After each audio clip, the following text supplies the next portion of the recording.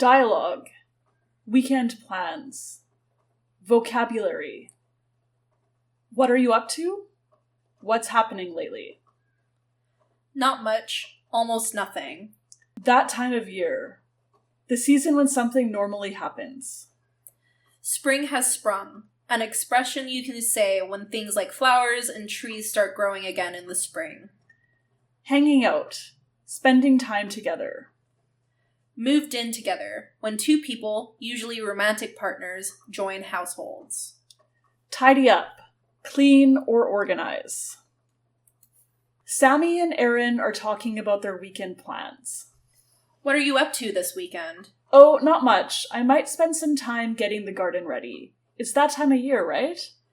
It is for sure. Spring has sprung. What are you up to? Oh, nothing really. Just hanging out with my boyfriend. We just moved in together, so have all kinds of stuff to organize and tidy up. Oh, that's exciting. When did that happen? Last weekend.